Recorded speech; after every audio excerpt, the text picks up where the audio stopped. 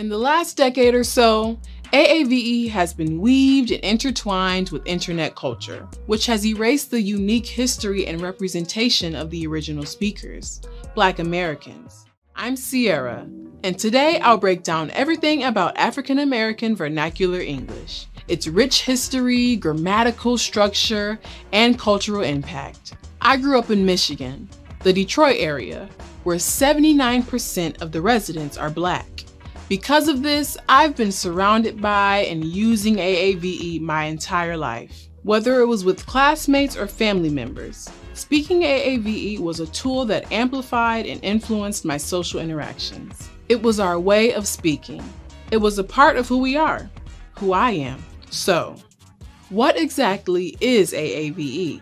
In the most simple terms, it's the way that many Black Americans communicate with one another that has evolved and continues to evolve over the last few centuries. Please note that AAVE differs between states and regions, so this is simply a general overview of the dialect. There's not a single origin story when it comes to the history of AAVE. We can make a linguistic connection back to the many enslaved Black Americans brought over to North America over 400 years ago. The ongoing argument is whether AAVE is simply a variant adapted from the Germanic American English overheard on plantations, or if it's an entirely separate Creole that evolved from contact between English and several West African languages.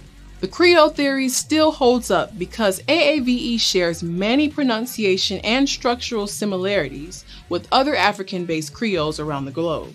At the same time, AAVE is a lot closer structurally and pronunciation-wise to standard American English compared to Gullah or Louisiana Creole. Much of AAVE's grammar and phonology are heavily comparable to rural dialects across the American South. So the debate around AAVE's origins continues. With this migration, millions of African Americans brought their culture and AAVE dialect with them to their new homes. So New York's AAVE doesn't sound exactly the same as Detroit's. This long, storied history that dates back over 100 years can't be reduced to internet slang. So, what are some of the features that many of the forms of AAVE share? In AAVE, you might hear someone say ax instead of the traditional ask, or library instead of library. This is called metathesis, which involves switching around sounds and words.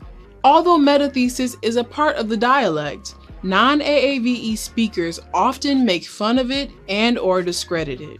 Unfortunately, it's not uncommon for this metathesis to be corrected in schools. This is particularly common when Black children are in predominantly white school districts. Although this is valuable knowledge when speaking and learning standard American English, it's important for educators to realize that AAVE is its own dialect.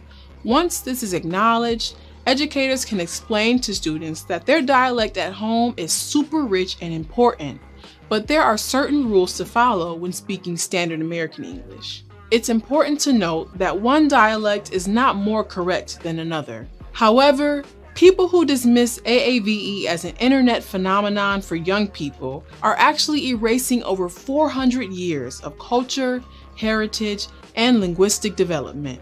AAVE speakers have been historically discriminated against and left out of many educational, social, and political spaces because of the way we speak. Whether intentionally or not, how we describe AAVE can influence how its heritage lives on. Trust me, I get it. AAVE is cool, but like all great things, we need to credit the creators. Now, when you're scrolling your feed, you'll know which community to thank for the terms you're hearing and probably using.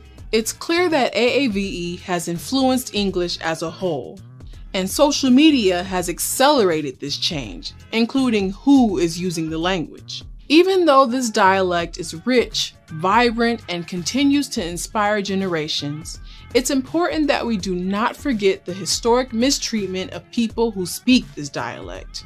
From slavery to the Civil War, to the Reconstruction era, to Jim Crow, to the war on drugs, to modern day issues, let's not forget about how this dialect grew out of resilience. It's up to all of us to educate ourselves so we can collectively understand, respect, appreciate, and give credit to AAVE speakers. And that's on period. Thank you for tuning in to this Babble Explains. We'll see you next time.